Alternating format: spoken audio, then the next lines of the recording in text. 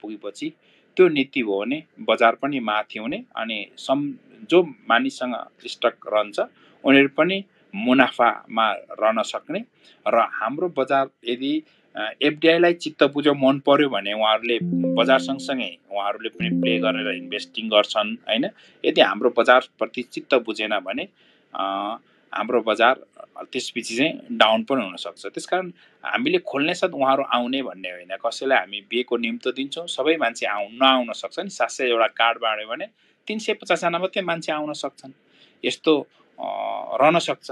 अब हामीले दुई चार कुरा त क्लब हाउसमा बोल्ने कुरा होइन। जापानका लगानीकर्तालाई यो छ भने थाहा छ, हामीलाई मलेसियामा यस्तो छ भने थाहा छ, कोरियामा यस्तो छ घटनाक्रम भन्ने हामीलाई चाहिँ थाहा चाहिँ छ नि। तर यसलाई प्रत्यक्ष रूपमा भेटेर कसैको आवाजबाटै पोलिसी मेकरसम्म पुर्याउन चाहिँ आवश्यक छ। नेपालको स्टक मार्केटलाई बिथोल्दाखेरि गिजोल्दाखेरि आम मानिसहरूले यो मार्केटमा यति पार्टिसिपेट भइसकेको मार्केट थियो कि यहाँ 20 लाख 57 लाखको डिमान्ड भने पनि 20 लाख मानिसहरू चाहिँ पैसा इन्भेस्ट गरिरहेका बजार चाहिँ थियो।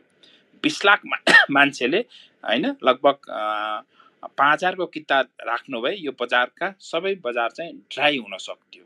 अब यो 20 लाख आको मान्छेलाई के गर्दा रिटेन राख्न सक्छ भने त्यो पोलिसीले राख्न सक्थ्यो। पोलिसीले बिथोल्ने गिजोल्ने काम 2 वर्षदेखि नै भयो र त्यस्तो बिथोल्ने गिजोल्ने हुँदा बजारप्रति एउटा सशंकित अनि शंका र आफ्नै सम्पत्ति घट्छ वा घटिसकोला कसैको होइन, घट्यो भने उसले त्यसलाई छिटो परिपूर्ति गर्न के गर्न सक्छ भनेमा अरु रफ प्ले हुन सक्छ कि रफ प्ले हैन, रफ प्ले हुन सक्छ। र आम नेपालीहरूको सम्पत्ति चाहिँ राज्यको कारणले पोलिसी मेकरको कारणले रफ प्लेतिर गयो के। उहाँहरूले छिटो के कुन ठाउँमा पैसा कमिन सक्छ हैन, 12 घण्टा 14 घण्टा वा स्क्यामहरुमा फस्नु भयो। धेरै जापानका लगानीकर्ताहरू पनि जापानको एउटा स्क्याम भित्र फस्नु भयो हैन। पिरामिड शैलीको स्क्याम थियो, त्यो शैलीमा फसिसक्नु भएको रहेछ। मलेसियामा पनि यस्तो लगभग 50,000 भन्दा बढी नेपाली एउटै स्क्याममा फसेको। त्यहाँ पनि फस्नु मात्र नभएर यहाँको पैसा पनि घाटा हुने, स्टक मार्केटमा घाटा भयो। त्यहाँ पनि फसिसकेपछि अझै त्यहाँ निस्किन्छु कि बा, अझै कमाउँछु कि बा, त्यहाँ डुबिहाल्यो भने हैन फेरि कमाउँछु कि बा भनेर कोही नेपालीले हदैसम्म साउकै समेत भनेको जापानी साउकै समेत पैसा इन्भेस्ट गर्दाखेरि आफू जेल परेको घटनाक्रम पनि छ। तर यो यहाँ सुनाउनु भन्दा पोलिसी मेकरलाई सुनाउनु चाहिँ बेटर हुन्छ कि हाम्रो मार्केट बिथोल्दाखेरि यो पैसाको कहाँ बगेर जान्छ भन्ने कुरा चाहिँ थाहा नभएको हुन सक्छ। अब हाम्रो मार्केट बा बिगले मात्रै चलाउने र अनसिन पावरकै मात्रै हातमा छ त। अनसिन पावरले बजारको नीति अहिले यति बनाइदिए हुन्छ वा यो नगर्दै हुन्छ भन्दा बा उहाँहरूले भन्नुभयो कि हैन। यसो हेर्ने भए, समग्रमा हेर्ने भए चाहिँ ब्याज दरहरू घट्ने क्रममा भएको, बैंकहरूसँग तरलता माथि पुग्दै गरेको र संसारको ओल्ड मार्केटको सिनेरियो नजिकका देशहरूसँग हेर्ने भए उनीहरूको मार्केट पनि अप भइरहेको, यो अनुमानले हेर्ने भए हाम्रो मार्केट पनि अप हुन सक्छ, यही ठाउँबाट ब्रेक लाएर माथि जान सक्छ भन्न चाहिँ सकिन्छ।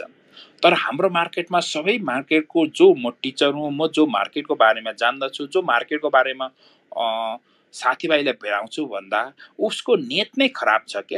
अधिकांश स्टक मार्केटका जो हामी गुरुबा वा दाइबा वा टप मान्छे भन्छौँ उनीहरू सबै ढोगी छन् कि आफू पैसा कसरी कमाउने मात्र टार्गेटमा छन् र पैसालाई चाहिँ सबैभन्दा पहिलो प्राथमिकता राखेका छन् कि ज्ञान नलेजलाई चाहिँ दोस्रो फेजमा हालेका छन् र आफ्नो सम्मले वा आफूले आफ्नो सम्म नभए पनि आफूले चाहिँ कमाऊ भन्ने धारणा चाहिँ अधिकांशले राखेको हुँदा त्यस्तो सर्कुलर भएको, त्यस्तो लाइभहरूले भएको र जान्ने मान्छे उसलाई हिजो देख्दाखेरि, हिजो कमेको देख्दाखेरि यही नै सत्य होला भनेर ढोगीहरूको पनि कुराहरू आम इन्भेस्टरहरूले सुन्ने र त्यो हिसाबले पनि बजारलाई चाहिँ अलिक चलामान भएको जस्तो मलाई लाग्छ। त्यसले अब त्यो गर्नु खास त रफै हो र पनि आम इन्भेस्टरले बुझ्छ होला नि त, मैले पैसा किन सेयर किन्दैछु, मलाई यो कम्पनीले के दिन्छ भन्ने कुरा त आम इन्भेस्टरले पढे होलान्। 1-2 वर्षदेखि हामी कराइरहेका छौँ, बुझे होलान् सेयर किन किनिन्छ हैन र सेयरले के दिन्छ त मलाई भन्ने कुरा इम्पोर्टेन्ट पार्ट हो।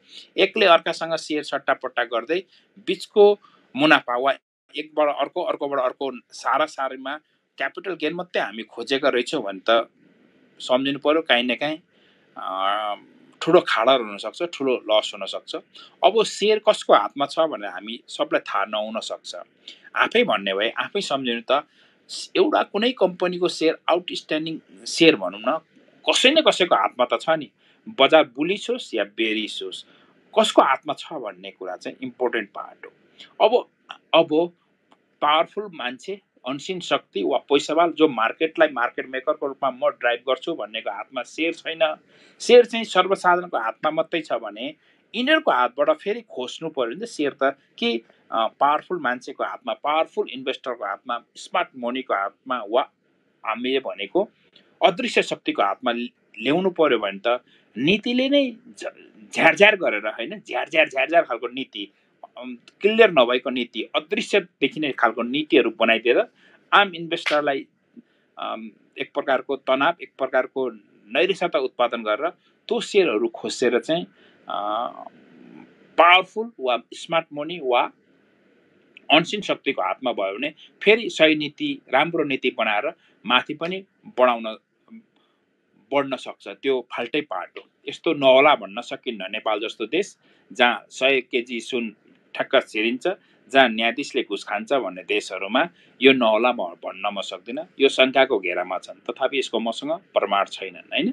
यो प्रमाण नभएको विषय हो, तर हुन चाहिँ सक्छ। मैले अहिलेलाई यति भने हाम्रो उद्देश्य वा विशेष गरी अर्थ सरकारको उद्देश्य उसको 7औं वार्षिकमा 7वटा देश, अब हामी चाँडै कोरिया, कतार, मलेसिया, दुबई होइन यी देशहरूमा पनि जाँदैछौँ। हामी हाम्रो इन्भेस्टरलाई चाहिँ ट्रेडिङको शैलीले ब्रोकरको पैसाले 72 घण्टाभित्र मुनाफा हुन्छ अनि बेच्ने, ब्रोकरलाई साउँ तिर्ने, आफू नाफा खाने, यो हिसाबले हामीले सिकाएका छैनौँ। हामी सबलाई सकभर फन्डामेन्टल हेर्ने, ट्रेडै गर्नुपर्छ भने फन्डामेन्टल कम्पनी किन्ने र दीर्घकालीनको रूपमा किन्ने, आफ्नो तलबबाट कति पैसा बच्छ, आफ्नो तलबबाट घर खर्च यताउति गर्दा जति पैसा बच्छ, बचेको पैसाको 80% चाहिँ स्टक किन्दै जाने, 10-15% पैसा होल्ड गर्दै राख्दै जाने ब्याकअप फन्डको लागि पनि, महिनै पछि आफ्नो पैसाको सेयर किन्ने। यो हिसाबले चाहिँ वैदेशिक वा विदेशमा रहने साथीहरूलाई हामीले चाहिँ यही तरिकाले सिकाएका छौँ। यस्तो यस्तो कम्पनी यसरी हेर्न सकिन्छ भन्ने सिकाएका छौँ। अब 2-3वटा कुरा जुन अनलाइनमा, फिजिकल अनलाइनमा वा युट्युबमा वा क्लब हाउसमा बोल्न नमिल्ने कुरा उहाँहरूलाई चाहिँ व्यक्तिगत भेट्न, फोटो नखिच्ने शर्तमा 2-4 कुरा तरिकाहरू सिकाइदिएका छौँ। यति नै कुरा राख्छु। हवस्, धन्यवाद। मिलेन, तारतम्य मिलेको छैन जस्तो कुरो पनि नवराज सरले गर्नुभयो। केही कुरामा सत्यता छ। हामीले चाहिँ जसले राष्ट्र बजेट ल्याउँछ अर्थ मन्त्रालयले, अर्थमन्त्रीले, त्यसमा चाहिँ केही हामीले भने जस्तो कुरा आएन भने हामी चाहिँ अर्थमन्त्रीको विरोध गर्छौँ। मौद्रिक नीति ल्याउँछ राष्ट्र ब्याङ्कले, हामी चाहिँ गभर्नरको कुरा गर्छौँ। तर हामीले भन्ने होइन, हाम्रो चाहिँ अब नियामक निकाय बेग्लै छ, अग्रसत्ता लिनुपर्ने संस्थाहरू अलग छन्, उनीहरू मार्फत पनि हामी चाहिँ अलिक अगाडि बढ्नुपर्ने हो कि के कसो सुभाष सर अलिक जोड दिनुहुन्छ यसमा। त्यसपछि म कविराज सरसँग आउँछु। सुभाष सर नवराजजीले जे कुरा राख्नु हो 100% सत्य कुरा हो। यस्तो कुरा किन यस्तो भयो मार्केटमा भने अब हामी आम नेपाली मान्छेसँग पैसा छैन रहेछ भन्ने बुझ्नु पर्यो। एक लिभरेजले खेल्ने खास मार्केट होइन नि त। जति बढी ऋणले मात्रै मार्केट खेल्यो भने अब हेर्नुहोस्, ऋणले खेलेको मार्केट त अलिकति रिस्क त हाई भइहाल्छ नि। फेरि हाम्रो ब्याज दर महँगो छ, हेर्नुहोस् ब्याज दर महँगो छ। हामी आम मान्छे नै सबै ऋणले मात्रै स्टक किन्छौँ, ऋणले मात्रै खेल्छौँ भने त काहीँ न काहीँ त दुर्घटना हुन्छ होइन। त्यो दुर्घटना बनाउनलाई पोलिसी मेकरसँग हात छ, ऋणले खेल्ने। यदि हामी सबैजना ऋणले नखेलेर आफ्नो धनले, आफ्नो पैसाले मात्रै मार्केटमा, बजारमा रहेको भए त यस्तो पनि हुन्न थियो। अब आफ्नो पैसाले खेल्ने भनेको त कसले? जोसँग रिमिटेन्स छ, जसको कमाइ राम्रो छ, जसको रेगुलर इन्कम छ, रेगुलर इन्कमको सेभिङ पैसाबाट मार्केटमा सेयर किन्ने हामीले सिकाएको थियो। त्यसले मार्केटलाई पनि मजबुत बनाउँछ, परिपक्व बनाउँछ। अनि आम मानिसलाई जो ऋणबाट छन् त्यो ऋणको पर्सन घट्दै जान्छ र मार्केट चाहिँ हेल्दी हुन्छ भन्ने मेरो धारणा पनि हो कि यो हामी ऋणले खेल्ने हुनाले त राष्ट्र ब्याङ्कसँग हामीलाई डर भयो होइन। हामी स्टक मार्केटमा हिजो अस्ति बजारको कोभिडको बेला पैसा फ्याल भयो, अनि जापान जस्तो देशले एउटा रेस्टुरेन्ट बराबर कोभिडको बेला लगभग 2 करोड रुपियाँ दिएको रहेछ कि। अब 2 करोड बिना धितोमा हैन बिना ब्याजमा दिएको पैसा त मार्केटमा यसरी पैसा आएको रहेछ, जापानबाट पनि पैसा आएको रहेछ। तर त्यो 2 करोडको ब्याज अहिले घटेर ब्याज त तिर्नु परेन, तर यहाँ हामीलाई त ब्याज पनि तिर्नु पर्यो नि। 2 करोड लिएर मार्केटमा खेलिदियो, बजार घटेर 1 करोड 20 लाखको भयो होला, उसको त ब्याज गएन। तर यहाँको मान्छेको त ब्याजको पर्सेन्ट पनि बढेर गयो। हिजो 6-7% लिएको 14-15% भयो। मार्केटमा हामीले लस खाएको पनि, हामी तनाव भएको पनि लिभरेज खेलेर हो कि हो सस्तोमा ब्याजमा पैसा पाएँ भन्दा धेरै पैसा लिएर अनि विभिन्न कारणको विभिन्न बाना र एउटै मात्रै नभएर मल्टिपल भयो नि त, मल्टिपल हैन। ओल्ड मार्केटको सिनारियो पनि बिग्रियो। त्यसरी बिग्रेर चाहिँ हामी तनावमा भयौँ हिजोको दिनमा पनि। आज पनि त स्टक मार्केट घट्यो भन्दा त घटेकोमा अधिकांश मान्छेलाई पीडा छैन क्या। घटेकोमा एउटा ऋण छ भने भयङ्कर पीडा छ कि आफ्नो ऋणले सेयर किनेको छ भने ब्याज तिर्नु पर्यो, अर्काले साउ मागिरहेको छ त्यसलाई पनि तिर्नु पर्यो, घटेको बेला दिनु पर्यो, त्यसलाई एउटा पीडा छ। यहाँ इन्कम जसको राम्रो भइरहेको रहेछ र आफ्नै पैसाले मात्रै सेयर खेलेको रहेछ, आफ्नै पैसाले मात्रै सेयर इन्भेस्ट गरिरहेको रहेछ, रेगुलर कमाइरहेको रहेछ भने फेरि कमाउँदाखेरि थप्ने मान्छे एकजना जापानमै भेटेको कुरा गर्ने भए उसको घाटै रहन्छ। बजारमा 3200 पनि छ, ऊ 2800 पनि किन्यो, 2400 किन्यो, अस्ति 1800 अलिक बढी किनिदियो के। अहिले ऊ लसमै छैन हैन, साह्रै थोरै लस हुँदा पनि हैन, ब्याज मात्रै लस भयो नेपालको हिसाबबाट हेर्ने भए है। हामी लिभरेज भनौँ न ऋणमै बढी छौँ, ऋणमै बढी फोकस गरेका छौँ। अब दुईटा कुरा सम्झिनु पर्यो। एउटा मार्केटलाई राष्ट्रिय ब्याङ्कलाई गाली पनि गर्न पनि मिल्यो कि बजार अप हुन सक्थ्यो भन्ने हिसाबले, अर्को गाली नगरे पनि भयो नि। कस्तो जसलाई पैसा टन्न छोड्दियो भने त उसले त मार्केटै खेल्ने हो नि त। मार्केटबाट खेल्ने कोही न कोही त फेरि घाटा हुनसक्छ नि त, मार्केटमै त्यो पैसा लिएर जाने भए होइन। अब यसलाई उदाहरण दिन्छु, एउटा अप्ठ्यारो नमान्नु होला होइन। जस्तै कुनै राजनीतिक दल छ, कुनै दल चाहिँ एकदमै के भन्नुभयो हात हतियार किन्छ भने हामीले दिएको चन्दा पनि माग्छ होइन, चन्दा पनि माग्छ र उसले प्रहरीसँग पनि मुठभेड गर्छ, सेनासँग पनि मुठभेड गर्छ। हाम्रो पैसाले, हामीले दिएको चन्दाको पैसाले गोली नै किन्छ भने त हाम्रै आफन्त पनि मर्न सक्यो नि। आफै चन्दा दियो, आफै पनि मर्न सकिँदो रहेछ। अब राष्ट्रिय ब्याङ्कले त्यो पनि सोच्यो होला, मान्छेलाई धेरै ऋण दियो, स्टक मार्केटमा प्ले खेल्छ, त्यही प्ले गरेर पैसा फन्ड खोल्छ, सानो कम्पनी, सानो किता भएको होइन, आउटस्ट्यान्डिङ सेयर थोर भएकोमा प्ले गर्छ, उसैलाई पैसा दियो, प्ले गर्छ, अनि सर्वसाधारणको पैसा कमाएर कुप्लुक्क आफू मात्रै राख्छ, माथि पारेर सबलाई छोडिदिन्छ। पैसाको बलले त आज प्लेयर मै हो प्लेयर भन्न सक्यो, आज पैसा दिएन भने त नहुँदो रहेछ होइन। त्यसकारण त्यस्तोको पैसा खोजेको होला। तर त्यो दिन अगाडि नै, बजार जान अगाडि चाहिँ राष्ट्रिय ब्याङ्कले रोक्न चाहिँ पर्थ्यो क्या। 1800-1900 हुँदा पहिलाको बेला होइन, त्यस्तो बिग प्लेयरहरू, बिग बजारमा स्पेकुलेटरहरू रहेछ भने उनीहरूको फन्ड चाहिँ यहाँबाट लिएको फन्ड रहेछ भने त छोड्नु पर्थ्यो। आज त्यो फन्ड दिएर उनीहरूले कमाएर अरब अरब थुपारिहाले, अनि माथि भएपछि उनीहरूलाई ब्याज साउतिर भन्यो। बिग इन्भेस्टर, बिग मान्छेलाई त राष्ट्रिय ब्याङ्कले त बचाइदिएको छ नि, आम सर्वसाधारणलाई पो अप्ठ्यारो परेको छ। अब बजारमा मार्जिन ट्रेडिङ गर्ने हो भने त हो, क्यापिटल मार्केटको हिसाबले हाम्रो मार्केटलाई चाहिँ पोलिसी बनाउने त खास भन्यो भने 7 हो स्टक मार्केटको लागि। अब मनी मार्केटले ड्राइभ गरेको हाम्रो बजार छ, बेफाइहरू धेरै भएको पनि हो एक।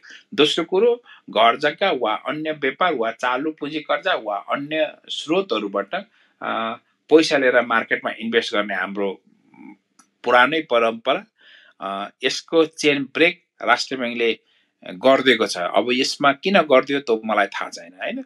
गरिदिएको कारण त म बुझ्न सक्छु, आफ्नो पक्षको इतर पार्टीको सरकार बन्यो, गरिदियो। इतर पार्टीको नभए अर्कै नीति आउन सक्थ्यो। त्यसकारण अब अलिकति रफ प्ले चाहिँ छ हाम्रो मार्केटमा। यसलाई के भन्नु, अब तपाईँहरूले आफै बुझ्नुहुन्छ। यति सबै मार्केटमा वर्षौँदेखि कारोबार गरिसक्नु भएको छ र 2 वर्षदेखि हामीलाई सुन्नु पनि भएको छ, आँगर त अलङ्कार बुझ्ने भइसक्नु भएको छ।